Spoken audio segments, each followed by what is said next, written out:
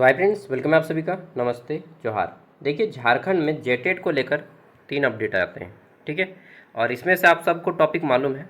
पहला जो है कि जेटेट का एग्ज़ाम फॉर्म का डेट बढ़ा दिया गया है। अब जो है 2 जून तक आप फॉर्म को भर सकते हैं, ठीक है।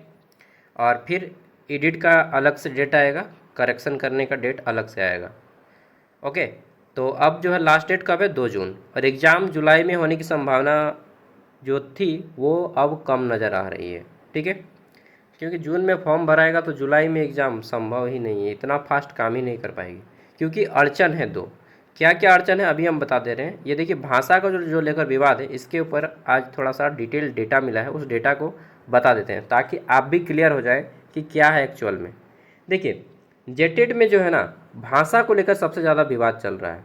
ये भाषा का विवाद क्या है? कहना है कि ये वे सवाल हैं जिनके जवाब चाहती है कमेटी।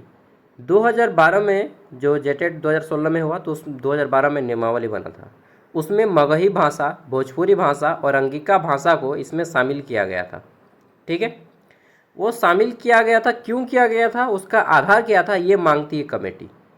और जबकि 2026 के नियमावली में इन तीनों भाषाओं को नहीं रखा गया है, ठीक है। राज्य में अलग अलग जनजाति और क्षेत्रीय भाषा बोलने की संख्या क्या है, ये अभी हम देखेंगे कि 10th के क्लास में कौन कौन से बच्चे रखते हैं। इसके बाद देखिए क्या हुआ आगे। जैक बोला, हमारे पास भाषाओं की बोलने वालों के आंकड़े नहीं हैं, कोई भी डेटा नहीं है। दूसरा, जैक ने मगही, भोजपुरी और अंगिका को शामिल करने और फिर हटाने का आधार नहीं बताया कि भोजपुरी, अंगिका, मगही को क्यों हटा दिया गया है इस नियमावली से, ये नहीं बताया गया है। अब कमेटी ने शिक्षा विभाग से पूछा कि भाषावार शिक्षक और छात्रों की संख्या बताइए कि कितने शिक्षक हैं किस भाषा के और कितने छात्र हैं। तो मंत्री जो है वित्त मंत्री राधाकृष्ण किशोर की अध्यक्षता में 5 मंत्रियों की कमेटी में बैठक हुई और इसका लेकर कोई अभी तक नहीं आया। अगली बैठक फिर 22 तारीख को है, यानी कि कल है, ठीक है, 22 मई को। अब देखिए, ये जो 3 भाषाएं हैं, ठीक है, अंगिका, मगही और भोजपुरी, ठीक है, इन 3 भाषाओं को लेकर देखिए कि झारखंड में अभी कौन कौन सी भाषा कितने लोग रख रहे हैं क्लास 10th में। तो ये जेटेट में भाषा निर्धारण के लिए काम दे सकता है। जेटेट में भाषा निर्धारण के लिए कमेटी ने शिक्षा विभाग से ये जो रिपोर्ट मांगी, वो रिपोर्ट यहाँ पे दिया गया है, शिक्षा विभाग की रिपोर्ट। मैट्रिक के 4,22,000 परीक्षार्थी, जिनमें 51,000 जनजातीय और क्षेत्रीय भाषा वाले हैं, ठीक है। यहाँ पे देखिए 10वीं में कुल विद्यार्थियों का 12% करते हैं जनजातीय भाषा की पढ़ाई। तो 4 लाख में 12%, लगभग 51,000 बच्चे जो है भाषा की पढ़ाई कर रहे हैं, ठीक है। इसमें से देखिए कौन कौन सी भाषा कितने बच्चे रखे हैं। तो इसमें टॉप नंबर पे आता है संथाली।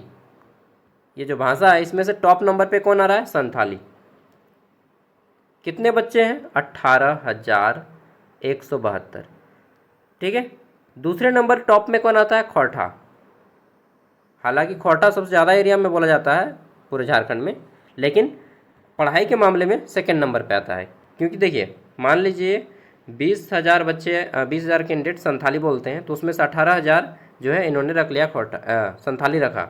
मतलब संथाली जिनको आता है वो रखते ही हैं। लेकिन खोरठा वाले क्या होता है कि मान लीजिए 2 लाख बच्चों को अगर खोरठा भाषा बोलने में आ रहा है तो उनमें से 20,000 बच्चा रखेगा, चाहे 10,000 बच्चा रखेगा। उन लोग सोचता है कि हम क्षेत्रीय भाषा रखेंगे तो हम छोटे हो जाएंगे। नहीं, क्षेत्रीय भाषा रखने से आप छोटे नहीं होते हैं, फ्यूचर में काम देता है, ये अभी उनको नहीं मालूम है, ठीक है।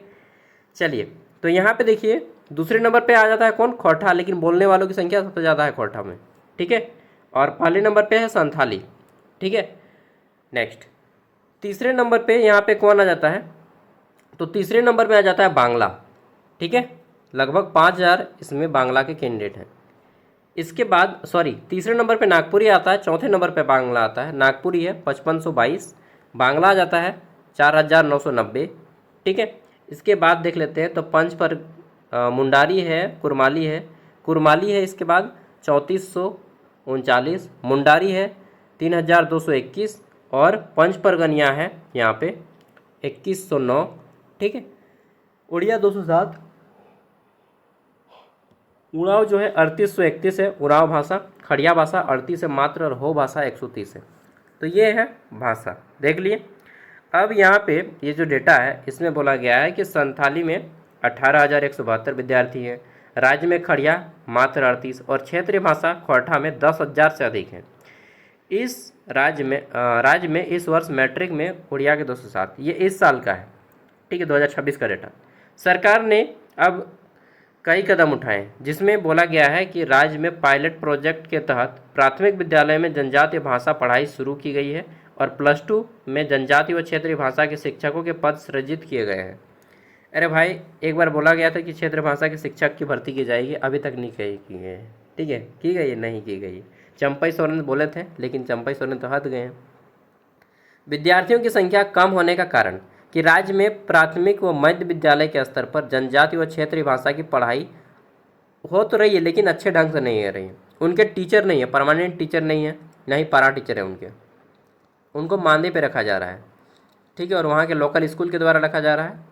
तो सरकार जो है इस पर अभी कोई कदम नहीं उठाई है कि क्षेत्रीय भाषा के शिक्षक को लेकर 1 to 5 या 6 to 8 में टीचर लाया जाए, उसको लेकर अभी तक कोई ठोस कदम नहीं उठाई है, न टीचर के वैकेंसी निकाली है। तो हाई स्कूल में भी इन भाषाओं के शिक्षक की कमी है, +2 स्तर पर भी अब इन शिक्षक के विषयों की पढ़ाई शुरू नहीं हुई है और अधिकांश अभिभावक मानते हैं कि हिंदी और अंग्रेजी पढ़ाने से नौकरी और प्रतियोगिताओं में अधिक अवसर मिलते हैं, जैसा कि मैंने बताया, ठीक है। इसलिए बच्चे क्षेत्रीय भाषा रखने की जगह जो है हिंदी और इंग्लिश रखते हैं, जबकि ऐसा नहीं है, ठीक है। इंग्लिश और खोरठा रखिए, चाहे इंग्लिश और आपका जो भी रीजनल लैंग्वेज है वो रखिए, हिंदी को हटा दीजिए, ठीक है। मैंने अपना सारा 10th 12th जो है उसी तरह से किया है, खोरठा रखा है और इंग्लिश रखा है, खोरठा और इंग्लिश। मैंने हिंदी को हटा दिया, डिलीट कर दिया है आपने, क्योंकि हिंदी तो वैल्यू ही नहीं है यार, कहीं पर भी हिंदी का वैल्यू ही नहीं है। इंग्लिश का वैल्यू मिलता है या क्षेत्रीय भाषा का वैल्यू मिलता है, ठीक है। तो हिंदी एक तरह से, चलिए खैर। तो अब यहाँ पे बात आती है कि भोजपुरी, अंगिका, मगही, इस सब को रखा जाएगा या नहीं रखा जाएगा। इस डेटा के आधार पे कहा जा सकता है कि नहीं, अब जो है अंगिका, मगही और भोजपुरी को नहीं रखा जाएगा, ठीक है। इस डेटा के आधार पे कमेटी यही ना निष्कर्ष निकालेगी कि भाई यहाँ पे तो अंगिका, मगही, भोजपुरी। और एक चीज़ मैं बता देता हूँ, मैं यूनिवर्सिटी के बच्चों को पढ़ाता हूँ, तो अंगिका, मगही और भोजपुरी का जो मुद्दा आया है वो आया है आपका पलामू और पलामू और गढ़वा की ओर से, ठीक है, ये 2 जिला। तो वहाँ पे एक यूनिवर्सिटी है NPU, नीलांबर पीताम्बर विश्वविद्यालय, ठीक है। तो वहाँ पे नीलांबर पीताम्बर विश्वविद्यालय में जो ऑनर्स पेपर होता है ना, तो क्षेत्रीय भाषा भी होना चाहिए।